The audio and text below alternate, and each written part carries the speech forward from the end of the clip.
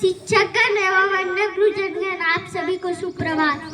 मैं वैभव कुमार मातो वर्ग तृतीय का छात्र हूँ।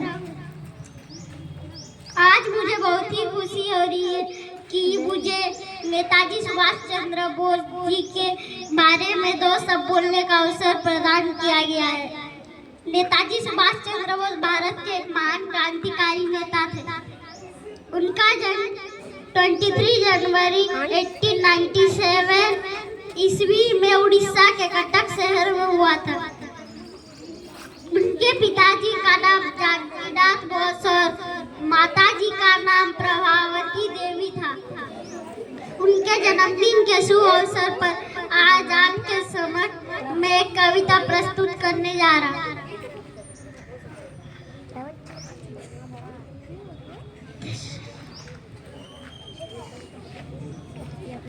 আমি সুভাষ কবি সুবোধা গুপ্ত তোমার পাথরে দিয়েছি মালা, এত মালা এত ফুল তুমি ঢাকা পড়ে গেছো।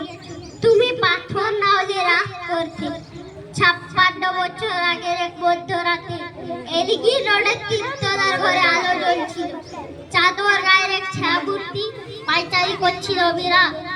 বাইরের রাস্তায় ইংরেজ পুলিশের চোর সতর্ক সৈলাক চোখে দেখছিল। তার সব সতর্কতাকে বুদ্ধি বানিয়ে তুমি তখন অন্ধকার চিরে ছুটে চলেছ আলোর পথে। দেশের মানুষ কাক পক্ষী কেউ টের পায়নি। তুমি চলে যাবার পর 56টা শীত বর্ষা গ্রীষ্ম দাও। তুমিও সেই থেকে প্রত্যেক জানুয়ারিতে পৃথিবীর এ পাড়া ও পাড়া সব পার্টিতে তোমার অনশ্বর পায়ের ছাপ, সব রাইফেলে তোমার বুকের বারুদ, সব কুচ কাওয়াজে তোমার স্বপ্নের ছদ্ম। পরশ পাথরের মতো স্বাধীনতাকে খুঁজে চলেছে তোমার অন্তরে লুকিয়ে থাকা খেপা। তোমার গণতব্য ছিল স্বাধীনতা, তোমার পথ ছিল স্বাধীনতা, তোমার স্বপ্ন ছিল স্বাধীনতা, তোমার প্রেম ছিল স্বাধীনতা। তুমি রক্ত চেয়েছিলে স্বাধীনতার জন্য, তুমি তাই পাথর। যারা স্বাধীনতা চেয়েছিল গদি, চেয়েছিল সিংহাসন, ইংরেজদের ছেড়ে যাওয়া লুটের রাজপাট, তারা রইল সুখে। ভারতবর্ষের একাই তাদের সুখ, তোমার নয়। ভারতবর্ষের সংবিধানে তাদের শৈশাবু, তোমার নয়। ভারতবর্ষের অফিসে আদালতে তাদের ছবি, তোমার নয়। ইংরেজ গরিব মানুষকে পায়ের নিচে রাখতো, আমরা বড় লোকদের মাথায় করে রেখেছি।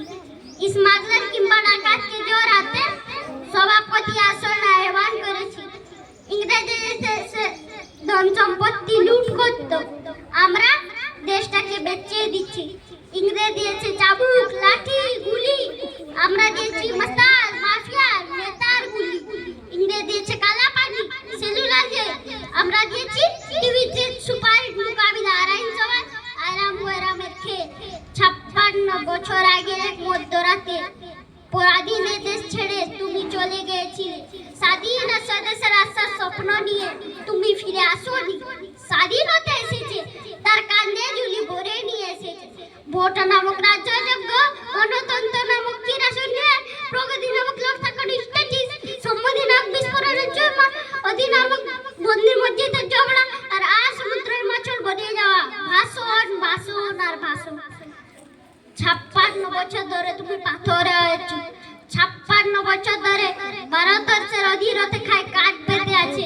ইতিহাসের অজ্ঞে কবে হঠাৎ চলে যাবে স্বাধীনতার কণ্ঠস্বর নিজস্ব।